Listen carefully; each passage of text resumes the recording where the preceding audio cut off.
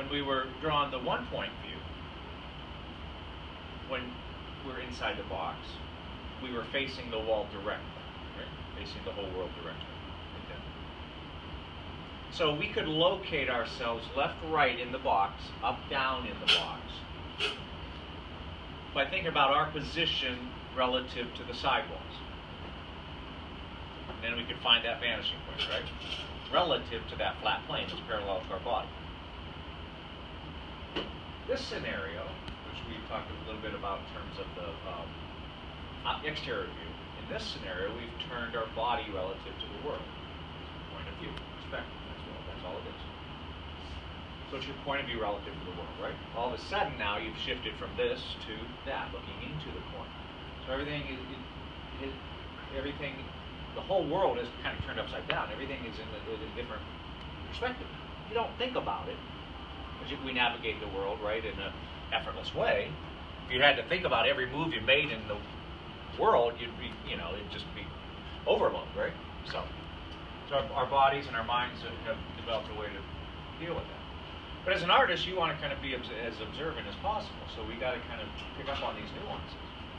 Okay, so we're looking into the corner of the room. Still starting with a vertical, where these two planes come together. Okay. So that's not changing.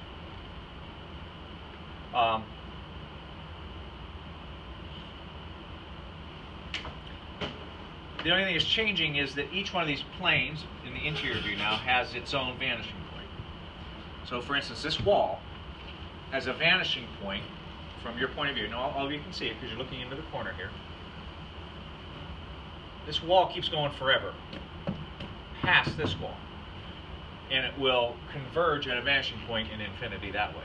This wall keeps going forever this way, and will converge at a vanishing point in infinity this way. They crisscross.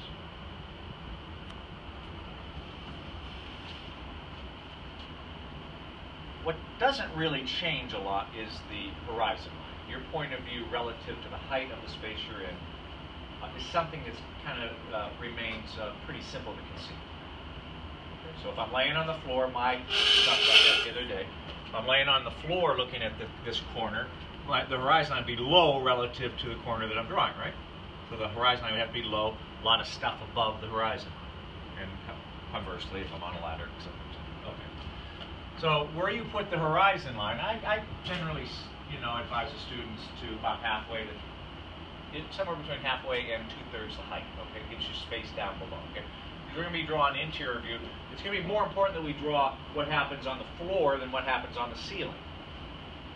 Okay, because we're going to put furniture and stuff on the floor, so we can give a little more room to the floor. Okay, so getting that horizon line up high enough on the page is important. That's just a tad above halfway.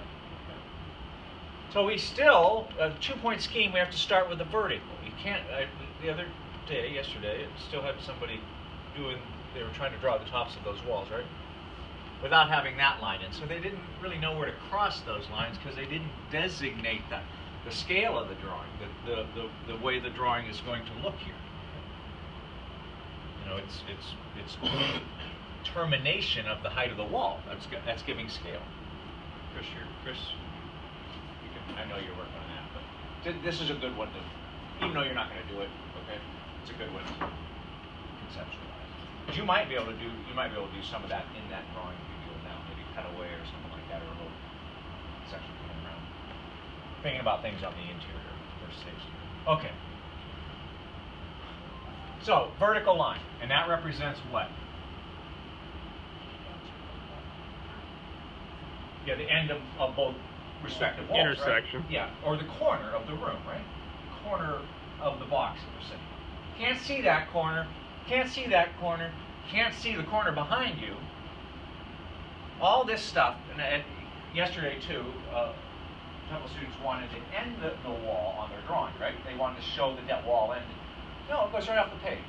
When things go off the page, your hallway drawing did that, right? Those walls just kind of went right off the page. You don't need to contain a drawing. Okay? So the only thing you're worried about is where those two walls come together in the kind of general center of your drawing. Okay? And I always, like to put little dots here just to know that we're going to connect. Now, Oh, forgot the arbitrary vanishing points. And when I say arbitrary, I'm making them up, right? In real life,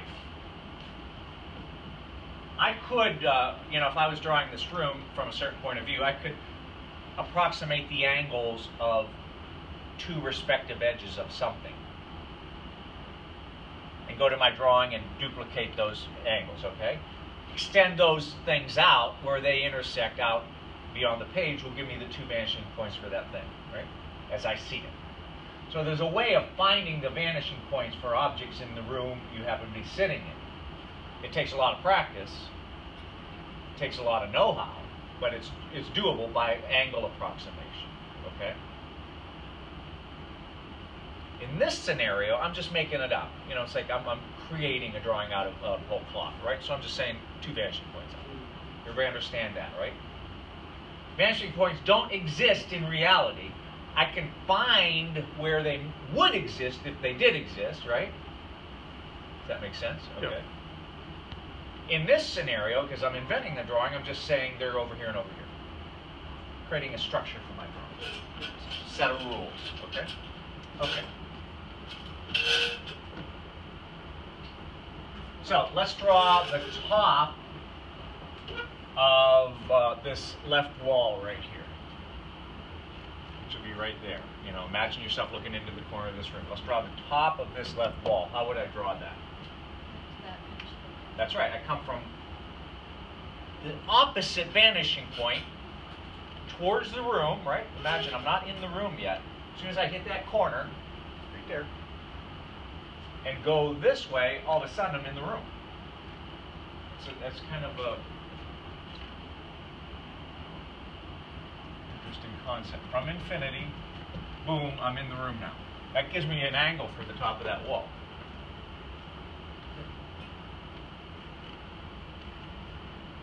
How about the bottom of that wall? The bottom of that wall. Yeah, from what vanishing? For the bottom of that wall. The left wall. Same thing, yeah. I go to the same vanishing point.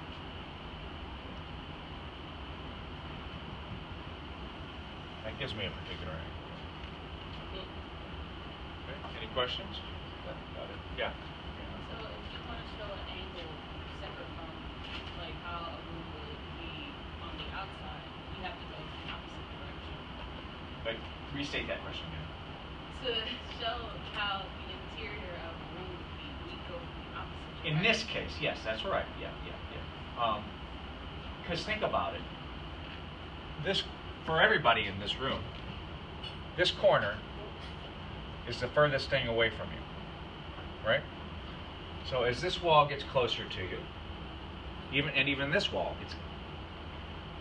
you're think of the angle, wherever you are in this room, this is the furthest thing away from you. So these walls get bigger as they move away from the corner, right? So that means it has to converge to the corner. So the paradigm here is that this wall will converge eventually at a vanishing point in that direction, this one in that direction, because it's the inside of the box. The outside of the box is totally different. The corner is the closest thing to you when you're drawing in two-point perspective. So the walls converge as they move away from you. So it's all based on the things being close to you, right? The closer they are, the bigger they are. That's that first rule of perspective, That's the furthest thing away from you. So those walls have to get smaller as they move to that corner. Does that answer your question? Yeah, it's just kind of the opposite of the house. That's why we do this. So you can conceptualize both scenarios. So in the center, where the angle is, it will be smaller compared to the outside. Yes, that's right. Yeah, the wall gets bigger, right?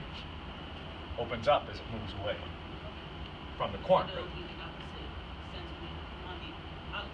Yeah, on the outside the wall gets smaller as it moves away from it. Or this corner's the closest thing.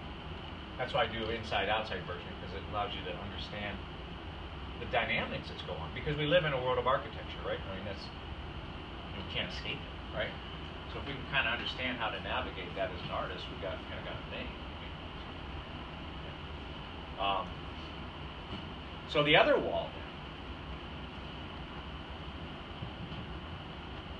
how would I draw the top of the other wall? goes to the opposite. That's right. And that gives me an angle. All these vanishing points are doing are giving me a structure for the drawing. Okay? A consistency. All right, the bottom of that wall. Same thing, right? It's the corner. So we don't need these lines. You're trying to get rid of these lines of projection as quickly as you possibly can. So there's a corner of a room. Now, because I put that corner of the room kind of in the middle of my drawing, this and this seem pretty equal in terms of angle and size and all that sort of stuff, right? Imagine if I moved this over a little bit, made this wall bigger, all of a sudden, that changes the angle of attack here, right? So let's do that real quick here. See the angle there, right? If that's closer to this vanishing point, all of a sudden it becomes a little bit more severe in angle. So it changes the perspective also, whether you're shifting this thing left and right, because you're shifting it left and right relative to the two stationary vanishing points. Okay, so it gives you just a little different sense of perspective. I'm not moving the vanishing points. What I'm moving is the corner of the room left and right. Okay, so it's as though you're over here versus over here. Vanishing points haven't changed. Okay. But I'm going to keep it right in the middle. So this wall feels kind of similar to this wall. All right.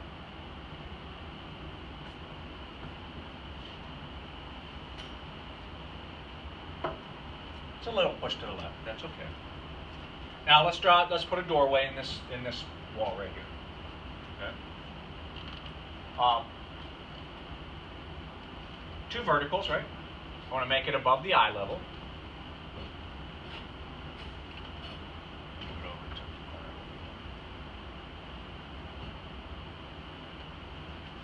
How do I create the top of that?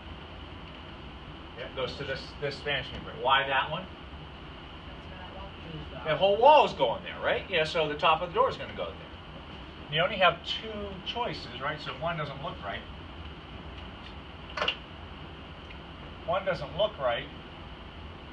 go the other way. So we're making a doorway. You kind of start to struggle with this a little bit in the outside drawing, right? Now here's where it gets tricky, and some people are running into problems. We're going to show thickness of the wall. Which side of the doorway would I see the thickness of the wall on? Yeah, because I'm looking down the wall this way, right into the corner. So I'd see the thickness of the wall on that side, right? Okay, very good. And I'm going to make it, a little thicker than I probably should be, because I just want to emphasize it. How do I deal with that?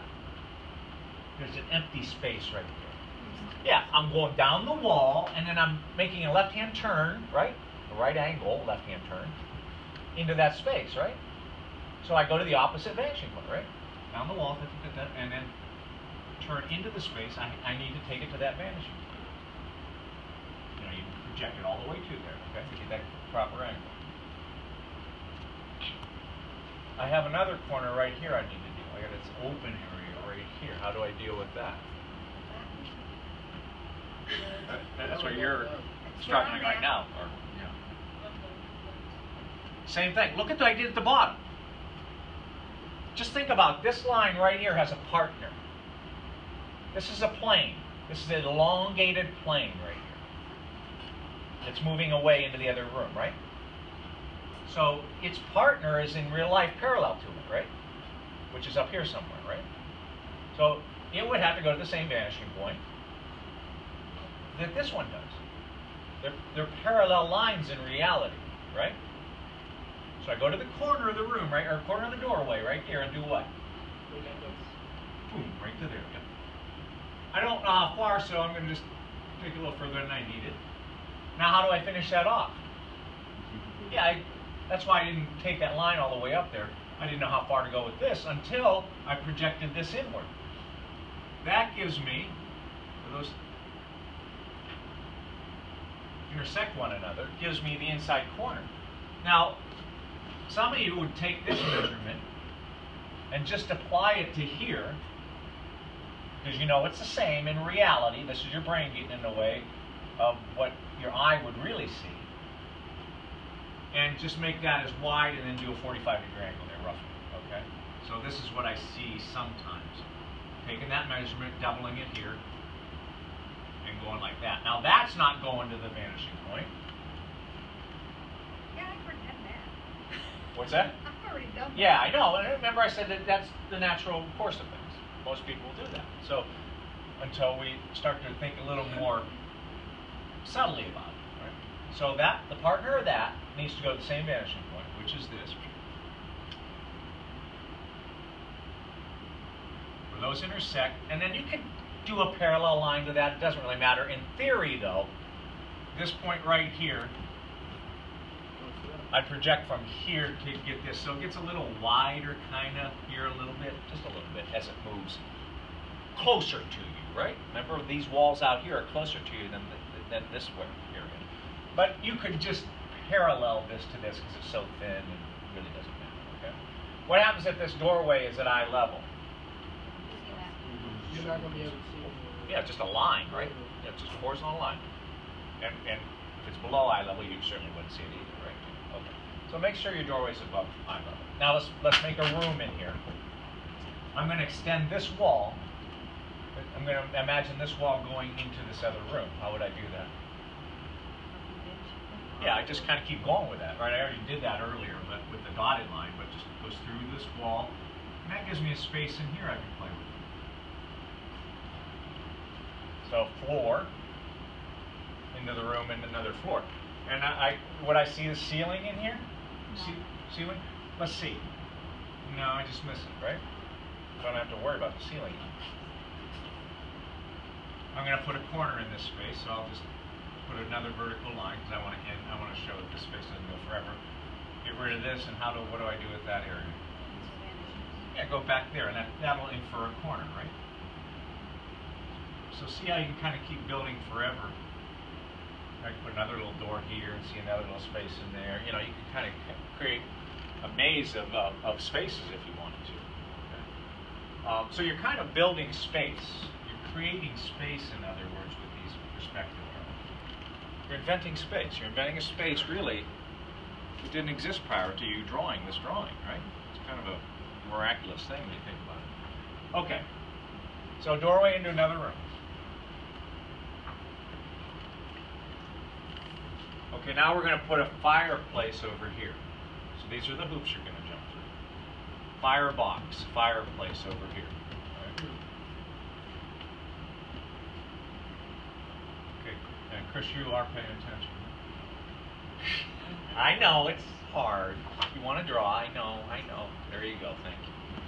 Because this is some challenging stuff that I think you might be able to include in your drawing.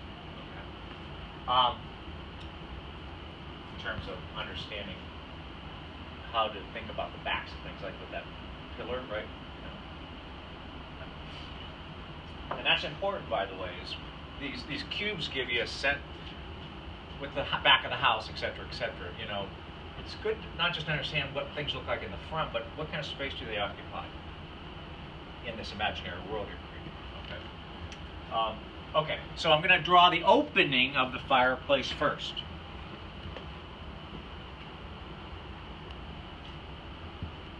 So it's going to be a rectangular opening or a square opening. So I'm going to draw a shape that's going to be the opening of the fireplace. Two verticals.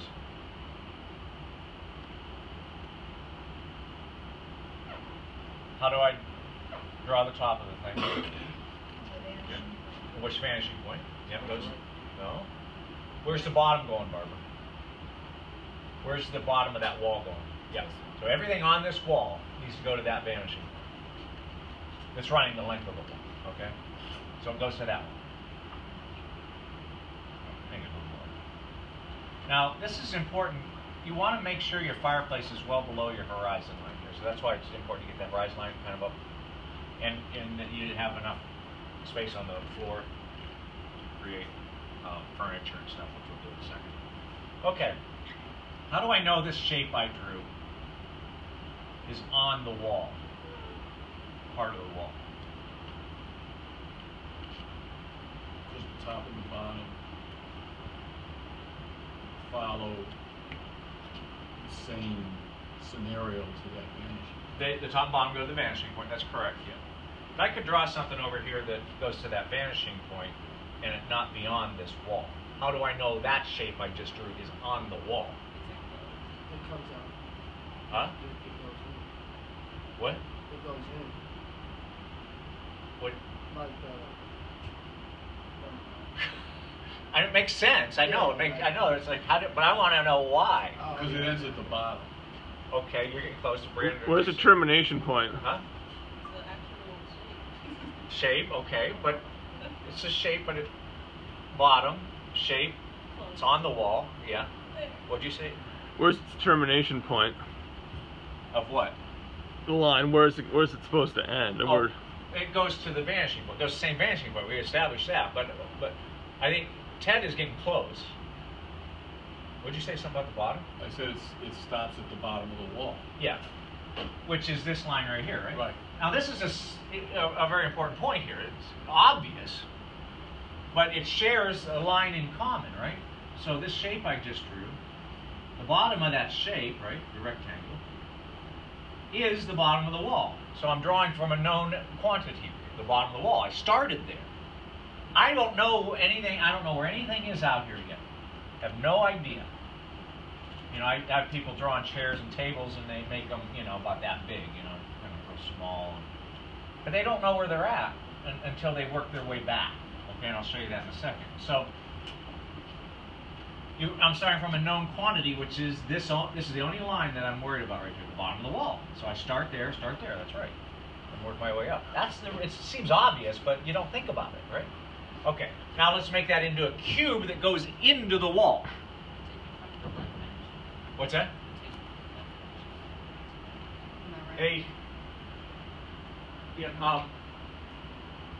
Keegan in the printmaking studio. I think that stuff's for him, if I'm not mistaken. So